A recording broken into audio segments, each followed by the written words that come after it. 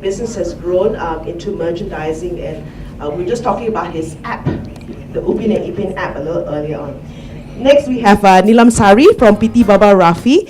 She's the co-owner and the marketing director of PT Baba Rafi Indonesia, which began in 2003.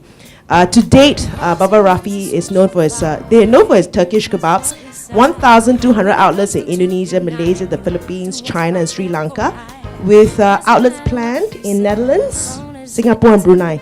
Is that the latest info or already open? Will be open. Okay, I know we BFM interviewed your husband last year. So, and how he started with a cart, right? And you know how that has grown as well. And she's also the co-owner of Bawah 360 Degrees, won many awards, which includes the Indonesia Women Entrepreneur Award by SWM Magazine, and run-up for the Indonesia Women Entrepreneur Award by Info Franchise Magazine. So I'm just going to invite, some of them have some charts, some of them, and then we'll open the floor for questions. I've got a lot of questions for them, but maybe I'm going to start with Dato Sri Nelson talking a little bit about the corn, exciting corn. Okay. Morning, thank you very much. Let me take a chance to show you some about my Nelson franchise first, because I think they are inviting me here today is because of the franchise, the IP value of franchising. So give me some 2-3 minutes to do the video presentation.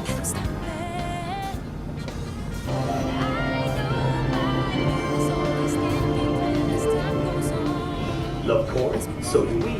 Nelson's was the first company in the world to introduce corn in a cup, giving the public an easy and fuss-free way to enjoy your favorite food. At the same time, we strive to promote healthy eating by providing you with a simple and nutritious snack. Founded in 1985, Nelson's aim is to provide consumers with high-quality, fresh and healthy products. From just 2 retail shops, you can now spot Nelson's everywhere throughout the country and even overseas. Today, Nelson has more than 1,000 retail stores established worldwide. Nelson's has developed its very own hybrid corn species, which is superior to others. The HACCP certified processing plant adheres to strict quality control to ensure that quality is preserved. We have integrated our farming, processing, storage, and distribution processes, ensuring high-quality products, price stability, and consistency in supply. Nelson's offers both franchisee and master franchisee licenses in tandem with market price to entrepreneurs who wish to set up their own business. This comprehensive plan is proven by its success. In 1997, I started the Nexus franchise in Saudi Arabia. Now I have 500. Nelson's ensures that sufficient training is provided and that operating procedures are kept simple whilst high standards are maintained in terms of products and service. Over the years, Nelson's has won numerous local and international awards. Our success in marketing Nelson's locally opened vast opportunities for us internationally. We welcome you to join Nelson franchise. Yeah, that's the PowerPoint. Thank you very much. I think when I started franchising, I think today is talk about IP value on unlocking the value of franchising. And I'd like to take this opportunity to thank the organizer for giving me to come here to share with you. Looking backward those years, you know, when I started Nelson, I was never think of IP. You know, one of the questions we may ask. But along the way, I found out that when the business is successful, I have find some going to how to get more value out of my IP. That is the franchise, and I think you all know what is called IP now. Okay, because of time constraint, 10 minutes to all the speakers. There are 4 speakers there, so we just summarize it. You know, that we have to grab on this opportunity. I think those years when we started 20 years ago, 1985, there's not talking about IP. Never. It's never in my mind that we can franchise and use our brand to make money now. In fact, because of this IP value, that we are franchising to 16 countries, and give us constant income to Nelson franchise. Currently, Nelson is about 70% export value. Only 30% come from local. But to make that happen, we have to be successful locally. Okay? And this is why I like to, because I like to, next one. This is IP. Okay, thank you. Next one. See, this is the value that everywhere we go is called IP now. Because the government are promoting IP. We have this department. 30 years ago, there's none. So you are lucky for the current entrepreneur, the important IP. And now we are here to share with you why you have to make sure that there's IP value in your business. But your business must be a proven concept. Your process, your brand must have value. Now how to make to ensure your business format good. So to have more value is you have to make sure that it's a proven business concept. Franchising is a form of license, and in Malaysia we have a Malaysian Franchise Act. You know that if you want to sell the franchise, you have to register with the domestic department, the trade department, and in order to be registered as the franchisor, you have to have a proven business, so that people can pay. The franchisee come and pay you the value of your franchise. And I'm enjoying now because it took Nelson 10 years to be on our own, 1985 to 1994, 10 years, to make sure that the business is a proven business model. So in 1995, we started to do franchising. So you have to have a proven business, especially your brand. The brand also is important now. The logo, that means you franchise to people, you have the franchisee can use the logo, the trademark, the promotion material, and the business system, just as I mentioned, the business system must be proven. And the process, bear in mind, in future you want to do and enhance the value in your IP, you must, in the retail business, this is very important. And this is the key point on franchise licensing. Franchising is a method of system for distributing goods and services. The franchisor owns the IP right. I own the Nelson's logos. In fact, I also do that another way of make sure my corn is different species, another IP value. Okay. The franchise pay the rights to trade under the brand. Yeah, franchisee pay. Pay means that nowadays I charge a franchise fee of 12,000 from franchise. Those who want to join me. On top of that, they have to pay for all the setup costs. Okay. So we are using people's money to expand now. That's a smarter way in this millennium year. Using other people's money to expand our business. Hopefully they make money also lah. But we cannot guarantee. Okay, we cannot guarantee they will make money. It's all depend on them. So the operation. They have to hands-on on that. You cannot say, I buy a franchise business, I buy an IP business, automatically you become a millionaire. No. If any of the franchisor tell you that, you buy my business, I guarantee you make money, you better run away. You better run away. Don't do that. Don't believe in them. Because there are many other factors also to make the business successful. See, the value of IP rights in the business is depends on the strength. You know, how many years proven this brand is in Malaysia. McDonald's, you have to buy for $1 million for the rights. Nelson only 12,000. Hopefully, in another 20 years, you have to join me. You pay 100,000 to join. So it depends on the creation and the underlining the business and the convention. But in conclusion, because of this, there are other sectors like licensing and merchandising. I'm not expert in that. Okay? So I'm only starting on the franchise. And this is in the very initial stage. Even though Malaysia is about more than 20 years already in the franchising, but still we are learning. You know, not like US, they are more than 100 years already. So we are learning. And it's important for the industry player like those who wants the IP to have a value, they must have a proven business concept. Don't price yourself that you are proven. You're high price and yet you are not proven. I think it's a bet for the IP also. Okay, with that, thank you very much. Thank you, Dato Sri. From corn, we move to kebabs. I'd like to welcome Nilam to talk a little bit about her business. Started out in Indonesia, but of course now a lot of places as well. Thank you. Yes, hello everyone. Thank you for the opportunity. Well, actually, we start this business Kebab Turki Momyrafi 13 years ago. So now we already have around 1,200 outlets all around Indonesia. This is our logo and this is the name. Yes, sorry. Okay, this is basically the design of our outlets. So we patent everything from the logo, from the name, and actually the idea of kebab is not more about, the really basic kebab from the Middle East, but we try to making the taste as suitable as the Asian taste. So it's more like fusion food with the lifestyle. And probably here, as you can know, the design is more to youngsters. I mean, they like something that with colorful design and everything, something like that.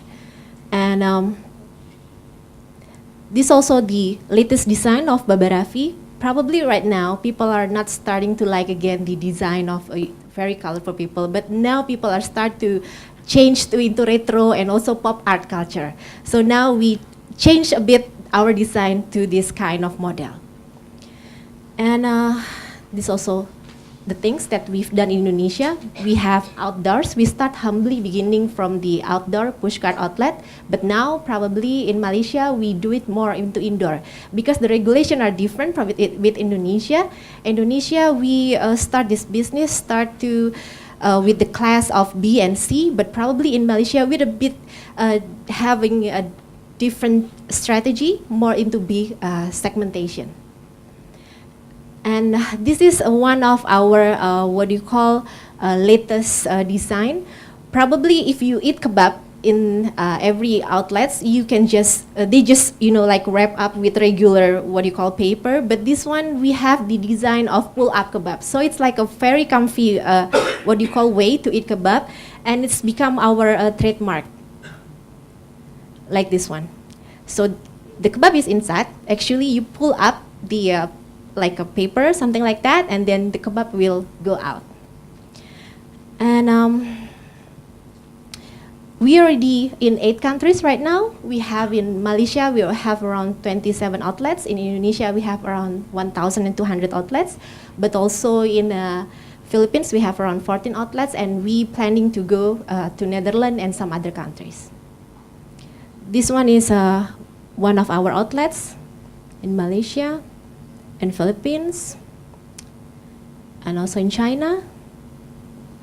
And this one will be open soon in Netherlands, in Rotterdam. We will open it, so hopefully soon. And we also have the training center to make sure all the qualities and also the services will be the same standard to deliver to the customer. So this is like a probably I learned from the MACD. MACD have the MACD University, something like that. And we need to make sure that the quality and services to be standard. Probably that's for me. Thank you very much. Thank you, Nilam. I'm going to pass on to Arnoldo from IP Nexus to talk a little bit, and then we'll get into Q&A. Hello, everyone. Thanks for having me here today. I work for IP Nexus. We're a small legal tech startup providing a marketplace for IP. This company was started to provide a solution to several problems. One of them was when you're a startup, you don't have access or you don't have the funds to access legal business help, or you don't know what you need to know, what types of areas you need help on. The same can go for more mature businesses. They perhaps have an idea of what they're doing, but they are going into new markets and do not have contacts or information on those markets, who to contact, who to approach, how to get help. And once they have mature intellectual property, how to what to do with that, how to monetize, how to license, how to transfer that technology, that intellectual property. And so we're trying to provide solutions for these types of problems. Our platform is good for a broad range of entities, startups, inventors, universities, companies, IP owners, and on the other side we have a broad user base and growing of experts, legal business experts that can provide help in various areas. I'll show you a little bit further on the different types of services, but you can list your IP, market your IP, you can search for advice from our experts, you can post questions for free. You can also post jobs. Once you connect with various experts worldwide, you can approach them and ask them to help you.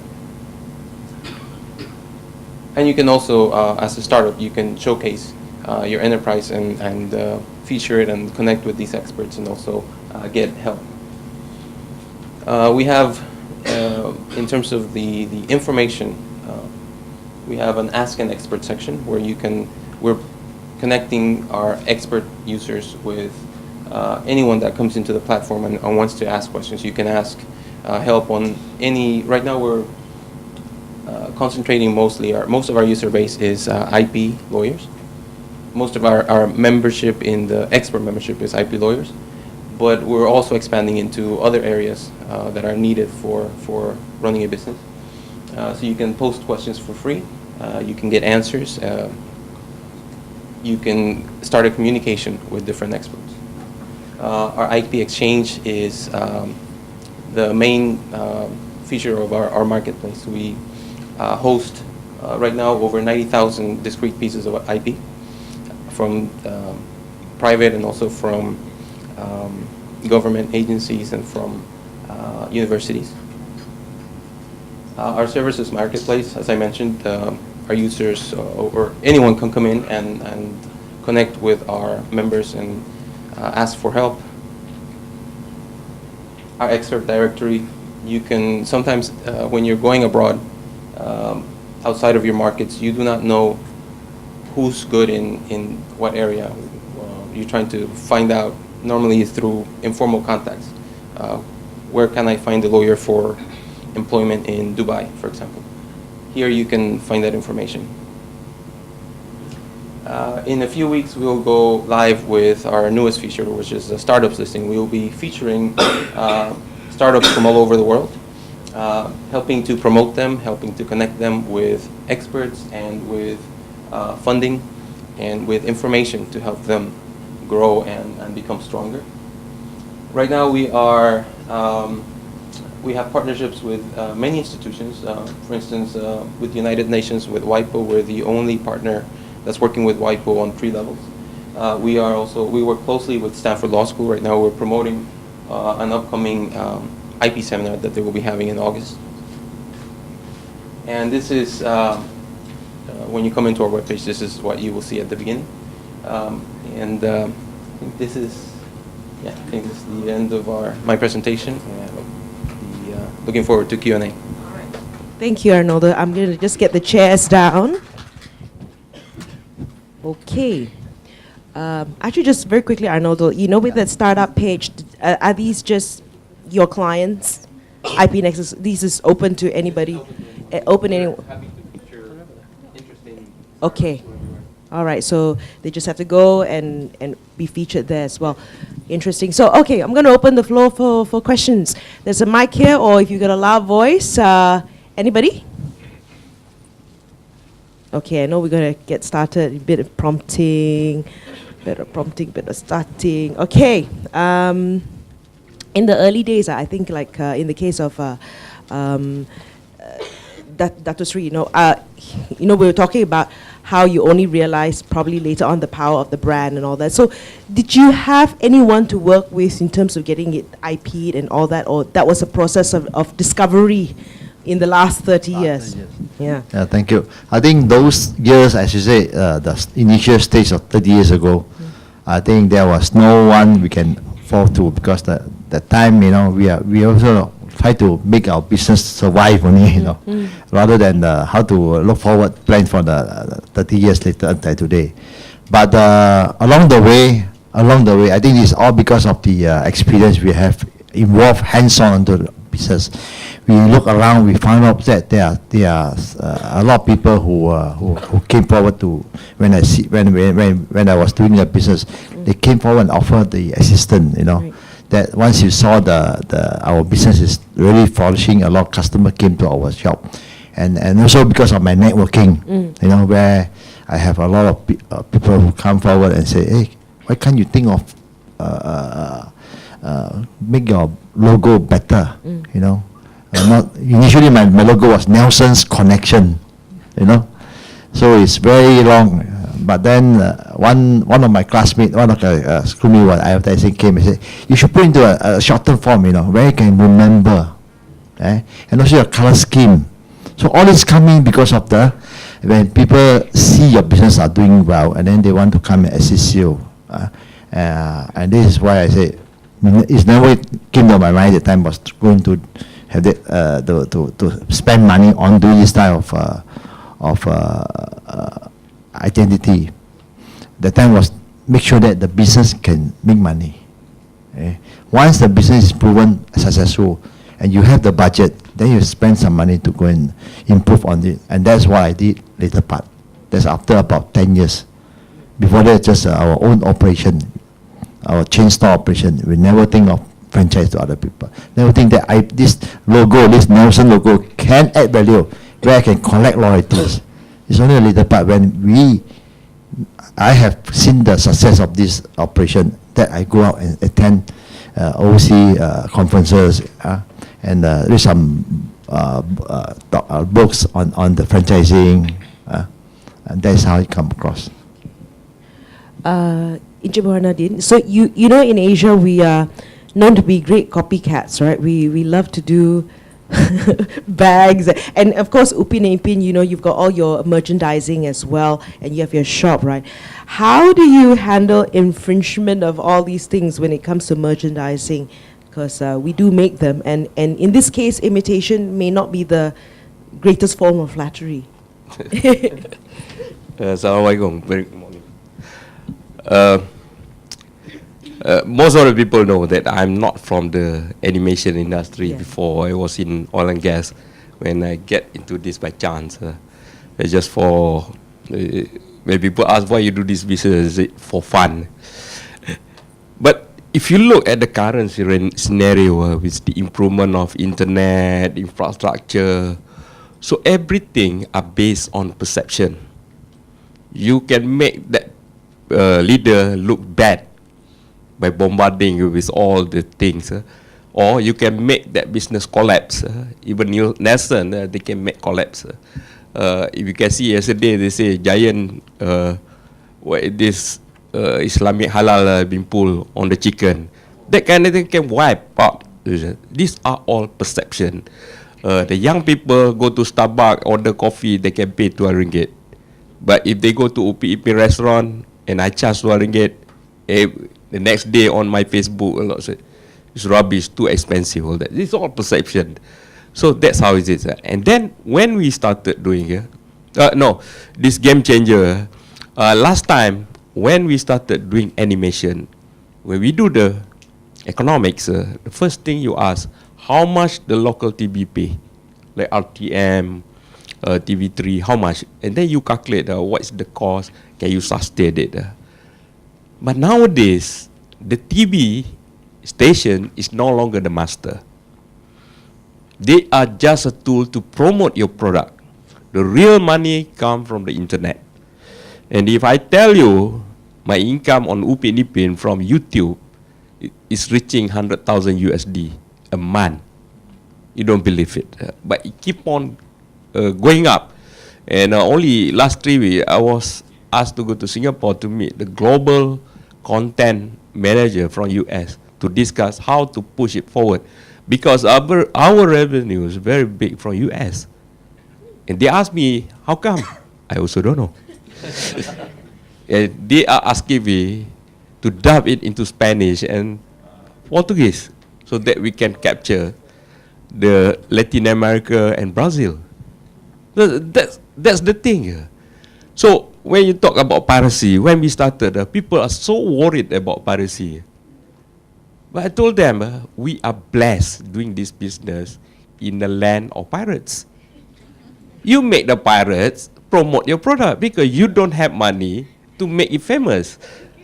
So once it's famous, until the children in Felda, all that, cannot live without it, then you start to control it.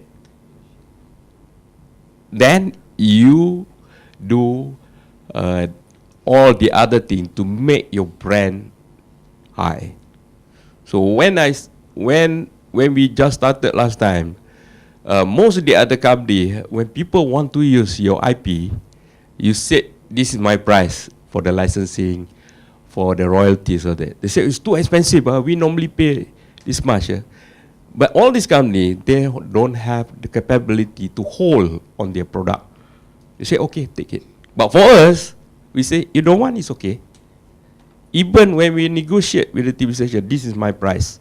They say, oh, that's not enough. Yeah, my product is different from the others. And we can show how much. Like YouTube, 1 month, the viewers is 113 million worldwide. So you had the bargaining power. If they talk too much, I said, no need. We don't sell to you. Then the brand is getting bigger and bigger. So today I have to go to to JB because tomorrow Huawei going to launch their new iPhone with UPN apps, and it's going to be launched by DPM tomorrow. So that's how we can get all the others. So the brand is depend how you hold your brand and make it valuable so that people come to you. But to do that is a bit tricky because you must have capability to hold it. Most of the companies, they don't have the money to do it. So they just take it whatever it is.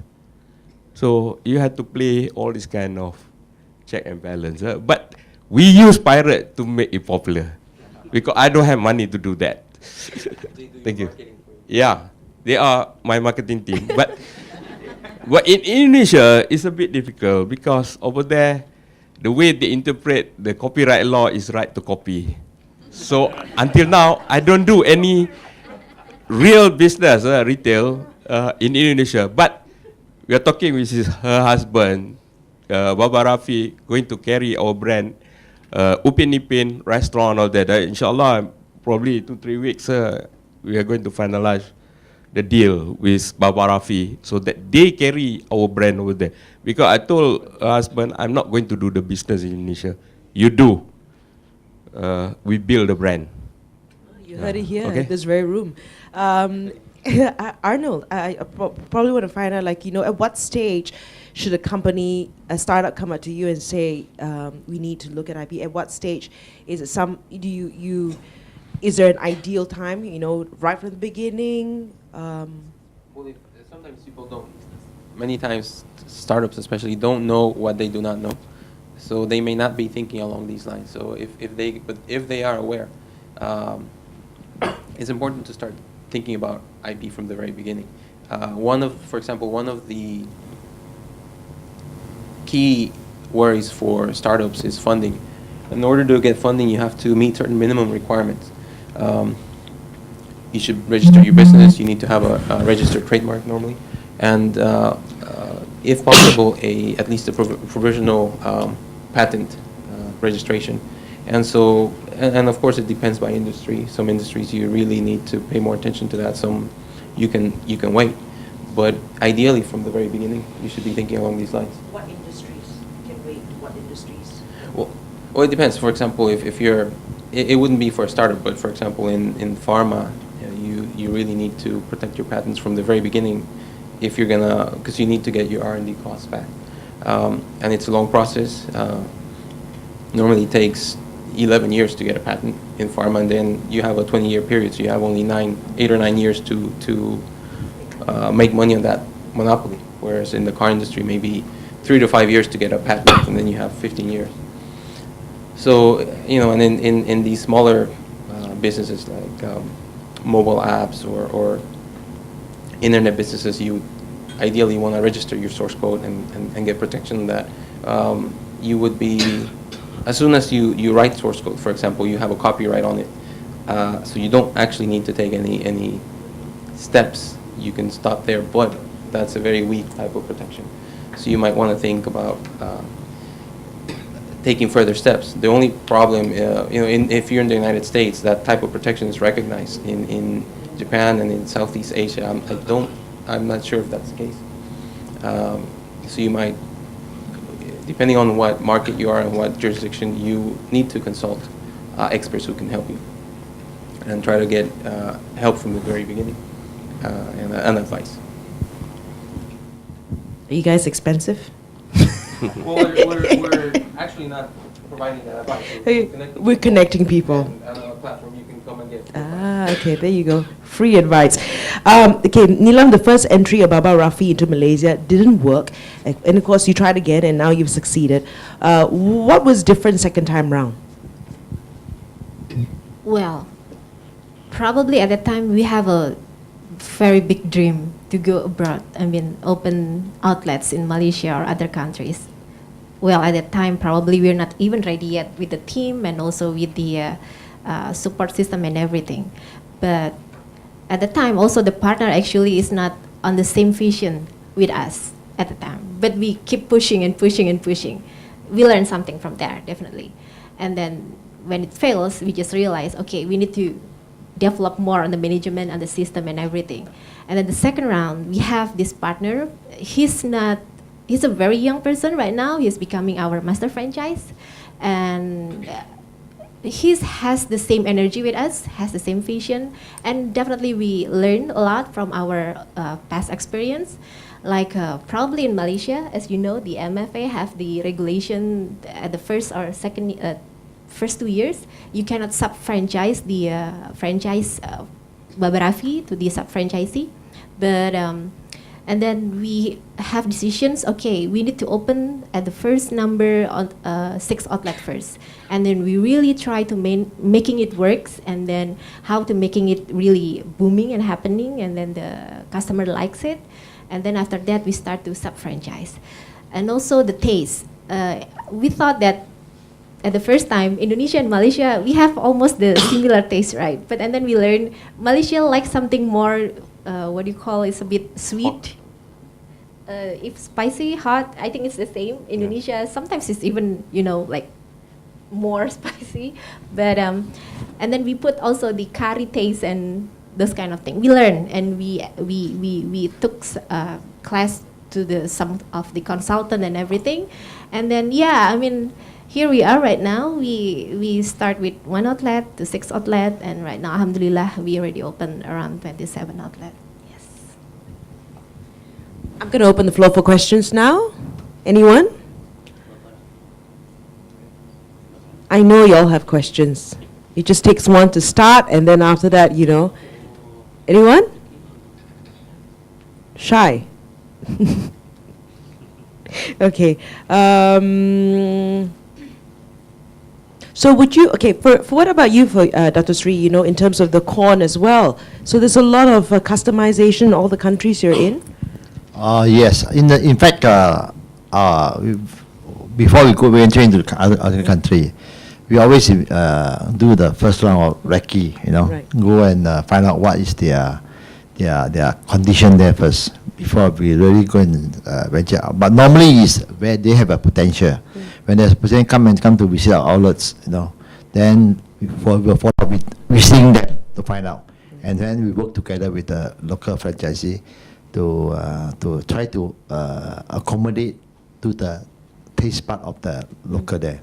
Example, the corn in Malaysia, you are using the same corn in overseas. All the outlets, we export corn from Malaysia. Some of you may be wondering, the corns from Malaysia are all imported from US. Never.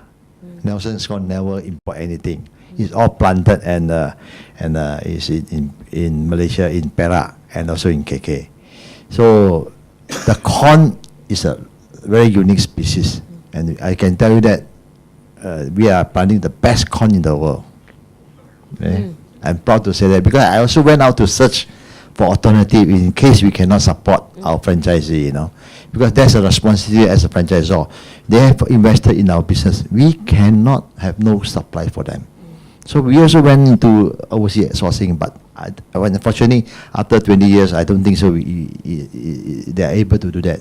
So I focus very much into Malaysia to plant our own corn. And then like in Saudi, they eat corn with lime juice. A little bit lime. Malaysia don't. Malaysia all natural. But some other country copy. Just not coming a copy. There are many copycat. But it's okay for them to copy because that will excite me, you know, to push me to go further, to be in forefront.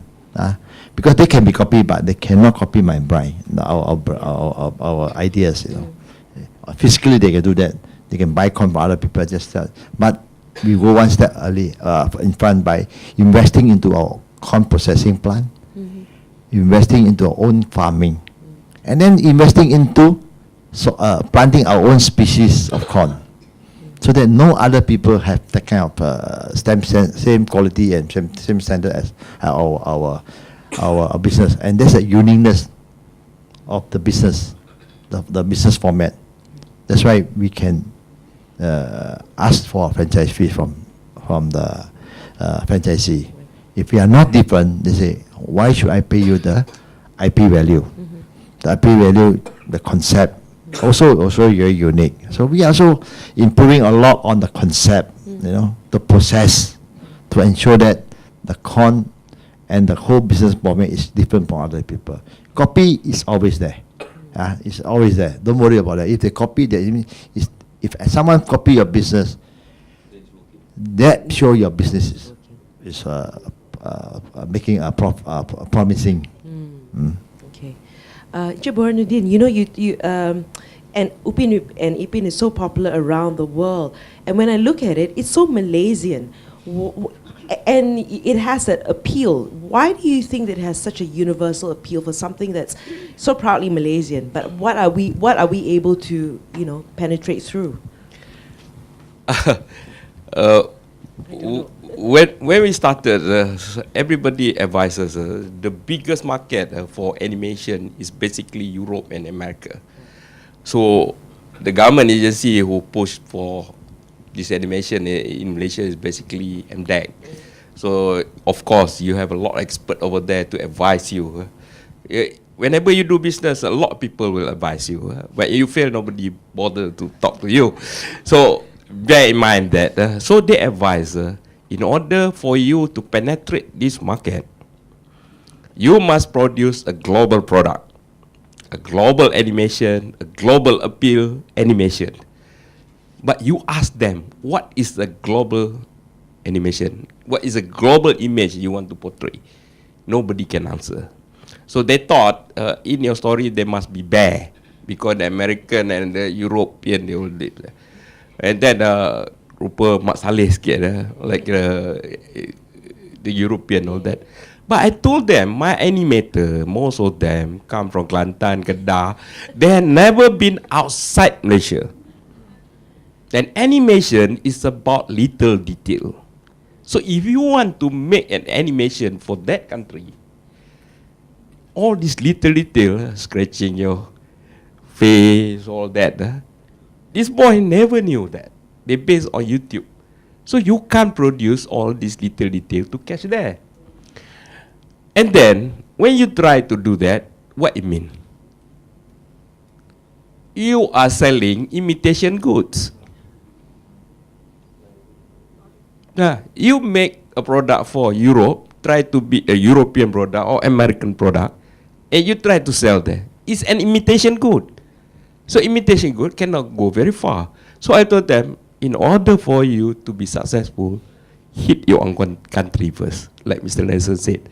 So that's why initially we started with our image. And it's very original. Once we hit the market over here, then we try Indonesia, it hit. So we put all the other elements. But actually, Upi Ipin, only the setting is in a village in Malaysia, but the story is very global. Everybody have a grandmother. These two kids they live with their friends. So we make the story so universal, and there are certain things that we put in, like we inject inside this the classical game that the current children don't play anymore, like playing with what is this spider. When we did that, the children keep asking the parents, are they playing with spiders? The parents say, yes, when I was small, then blah, blah, blah, blah. And at the end, he will proudly tell the children, that's how I play with that. At the end of the story, he said, where you watch it? This. The next day, you see, he's the one who's watching it, waiting at the television. This is the kind of thing. But when we roll out some of this program to Indonesia, a lot of this game are still being played in the whole of Indonesian country. They love it. That's how. And then we try to put the Indonesian girl inside it, to have all this. It's all marketing. And then, just now, it's very interesting about IP. Is it expensive to protect your IP? Yes, it's very expensive. This year alone, I had to spend 300,000 to pay all these lawyers. Does it benefit me? Yes, you protect all the things. Yeah? But look at this way. When we work with the Ministry of Trade to rate all these places of all imitation good, we did that about 3 years ago. So the process is very tedious. If they rate in Sabah, you have to send your people to identify. Right? It's my money. So when the government brought the case to the court, there's one case in Ipoh, Jalan Ipoh. The merchant was fined 600,000 ringgit. I don't get a single cent because it's a penalty, because he breached the law. But so much money I spent to protect my IP, to send my people to identify it, so many days going up and down at the court, and he don't do the work. But you had to go through it. So when I asked, can I get some? No. You had to file civil suit. So we filed civil suit and we won. We got 60,000 ringgit. And now that is the benchmark. Landmark case. So anybody here, when they fight, they always claim 60,000 ringgit. But you have to do it. Some country, they don't sign the protocol. They don't apply. In Indonesia, you have to file over there. It's very expensive affair. But in Indonesia, not the Ministry of Trade who control that, the policeman. When we were there in 2010, it was so booming. Then the policeman came to our office and said, they are going to raid. And you have to go to their station, Balikpapan, all that, to sign all the documents. I said, it's too expensive. I told them, because I had partner last time, all of you, I get a room in my partner office. You go and institute everything, you get 90%. Give me 10%. At that time. But still, the money is not big to enforce it. Because it's so huge. Indonesia is so huge. Very difficult to enforce. So you live with it. You try to find ways to maximize your business. Azima. One question. How do you actually estimate the amount of royalty or license fee for either your logo? Is it based on your forecasted profit, or what are your reasons? I'm very lucky because what Upi Ipin is nobody else doing it. So it's up to me to put. My father said like that, and if they ask, why is so expensive? You see my car, it's very expensive. So it depends.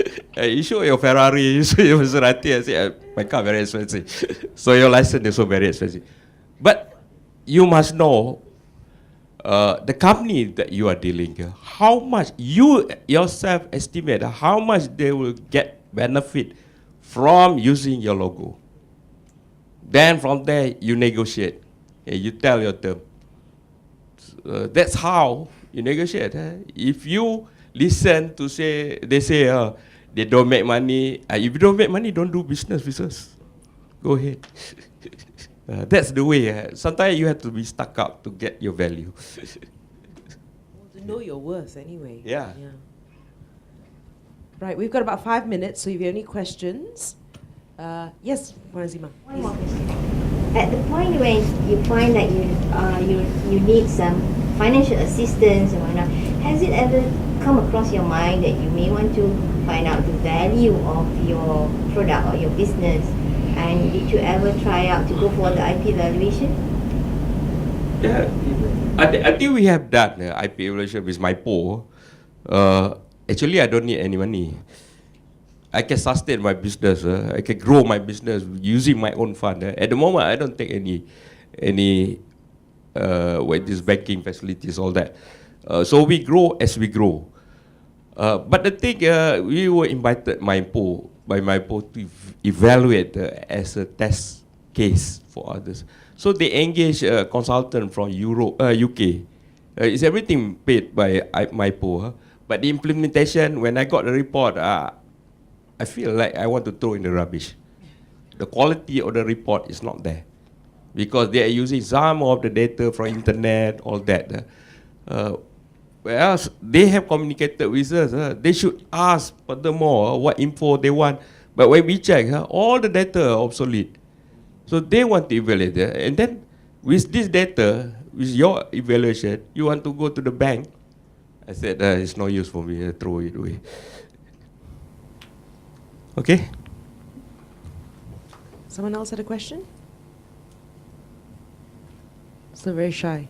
Okay, you know, I know like for Nilam, you have Rafi Academy, and another very important aspect is customer service. And something that we talk about Ritz-Carlton. I'm giving an example how you can actually sort of trademark or brand that, right?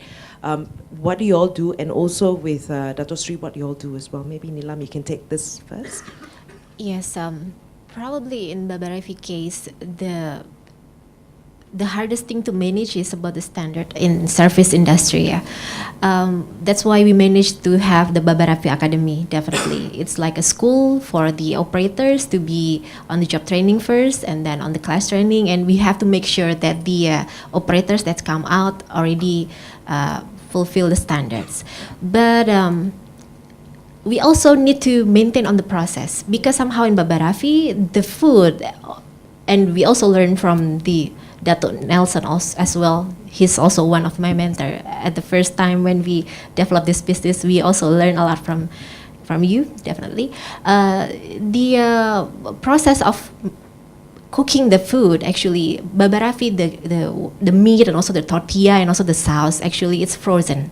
So when we distribute these, raw materials, definitely it's very easy to handle and maintain. It's not something that you have to cook and then you put some salt or peppers or something like that. So it's everyone that already passed the training can make it really easily, and the same quality, and it's the same everywhere.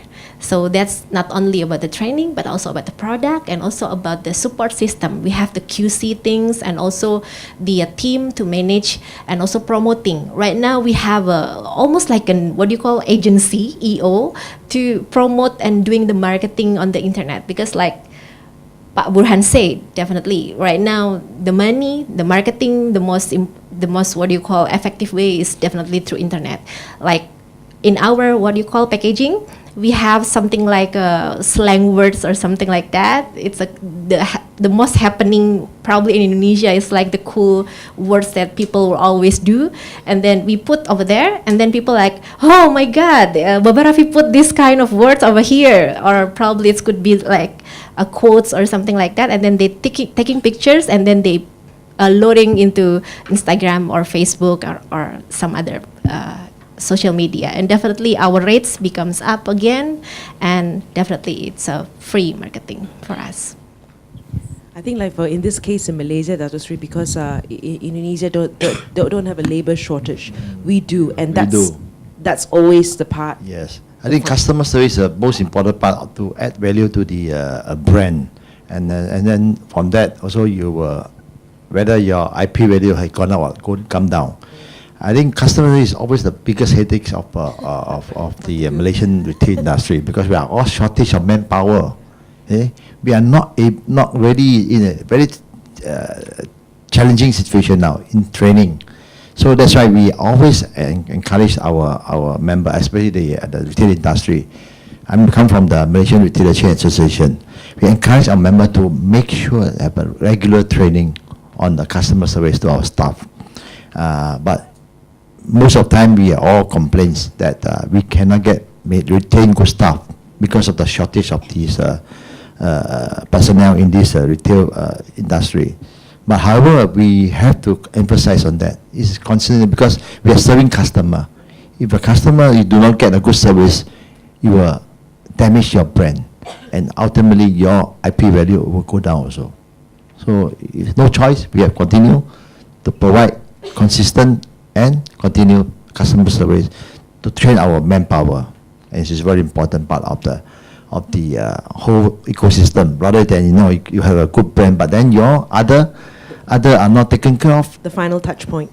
Yes. Yeah. Anyone has a question? Because that'll be the last one. Yes, sir. I'd like to pose a question to Dato and Madam on Kebab. I think our topic is licensing and franchising. As an entrepreneur, as a brand owner, which model do you prefer? Is it licensing or franchising? And what is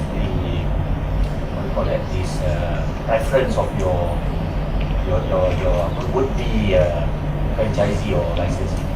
Okay, in Malaysia, under the law of the Malaysian Franchise Act, in order to do franchise, they have to register with the domestic trade. However, some of those retail businesses who are not proven or well registered, they are using another way of operation, using licensing to do the expansion. Which I think there's a way from because they are not qualified. In short term, they are not qualified to franchise, so they are using licensing. This may be because of the business, the format, the operation are not proven yet. Like the condition of two years open their own outlet, which they are not able to. So they are just using this way of expansion licensing. So if you go to banks or you go to any government, the funding, that they will not give licensing support. They will give franchise business funding to the franchisee. So I am sure definitely you have to convert into franchising better, not the licensing. But licensing is the next step for them, to move up. But can comment a bit? Sure. Between franchising and licensing, there's two things. Actually, franchising and licensing are the same. The only franchising, they ask money upfront from the one who want to do your business. The licensing, it depends how you negotiate. Sometimes you have minimum guarantee, they pay upfront, but they will pay the license, the royalties, all that. Generally, in Malaysia or in Asia, licensing business is not very good because the businessmen are not honest. That's based on my experience. We give license for them to produce T-shirt. So these are the royalties they have to pay. These are the licensing fees. So they pay. But at the end of the year, when they send you the report, they want to pay the royalties. You got only 3,000 ringgit. They say they cannot sell. But if you go to Giant, you go to Tesco, all your T-shirts are there. So how are you going to check that? But franchising is a bit different because you take people's money upfront. Normally in food business, restaurant, all that. But in order for you to take people's money upfront, you have to come up a proper model. That's why it's regulated. It's very difficult to do that. Until now, I had 10 UPIP restaurants. I don't franchise because we are not ready to do that. And it's, like Dato say, it's very challenging in Malaysia because Malaysians don't want to be, they want to work in a restaurant where there's no people. If busy, the next day they resign. That's the problem. You train, tomorrow they run away. So it's very challenging there. So that's why I opened up 2 restaurants in Tokyo. I just opened up 2 restaurants in Tokyo selling. It's called Ipin restaurant because Ipin means in Japanese very good, and we are selling Japanese halal food right in the center of Tokyo. And it's run by Japanese totally. It's easy. I give money, you run. Every 2-3 months I go there because I announce. I come at 10 o'clock, they're all ready. But over here, if I come 10 o'clock, they just want to open. Very difficult. For the last 3 years, I think I lost quite some of money here, but I cannot give up. We have 15 now, we close 10. Only last week, I sacked all the top management and we run it again. So we are trying to rebrand and work it out. So it's very difficult to run. It's easy for me to run the cartoon business rather than this food. But I cannot stop because that's where, when I started the restaurant, it's basically to make it outlet for me to sell the merchandise. Because our merchandise brand cannot stand alone. So we have to create something like that. Now, I'm waiting for my daughter going to graduate next month. She will come and run it. Very difficult. Okay? Yeah, based on the Indonesian, regulation also, a franchise is you have to have the uniqueness, number one. Number two, you have to be proven. I mean, making money, real money, yeah? It's not you doing franchise to making money, but you have to make the money from your business, like Pak Nelson said. And then number three, definitely you have more than 5 outlets, and it's doing good. And then number 4, definitely you can multiply your outlet. It's duplicate your outlet. So basically, this last 13 years, we doing franchise, and it's really working for us because food is quite not really simple, but also not difficult. But you really have to make the system. And when we're doing it with franchise, we sell the raw materials, and then we sell the brands names, and also it's like it's not only the brand, but also how you to be creating the user experience. That's why we have all these funny words, or also making people's how they wants to upload to Instagram, to Facebook or things, and then with the pull-up experience, and also with the activities that probably can helps them to promote their business. It's a one-way package, and this last 13 years is we're doing okay, and I hope in the next years with the government support, also with the MFA, the Association of Franchise, also in Indonesia, and also we also do collaboration with the Philippines franchise and also the other country. I think we're doing just good. Yes. Arnoldo, anything to add? I know this is great. Learning about all these methods and businesses in Malaysia. Thank you for having us today. All right. Thank you, everyone, and thank you so much for all of you for your candid sharing. So, Corn, Dato Sri, cartoon and restaurant supported, okay? Encik Burhanuddin, okay, and of course Nilam from Rafi. And do check out the iPad Nexus. I think that's a great resource for startups and all that. So you can get lots of information there. So thank you, everyone. The next session is 11:45. I think you can stay on. The next session here is about big data. Thank you, everyone, for sharing.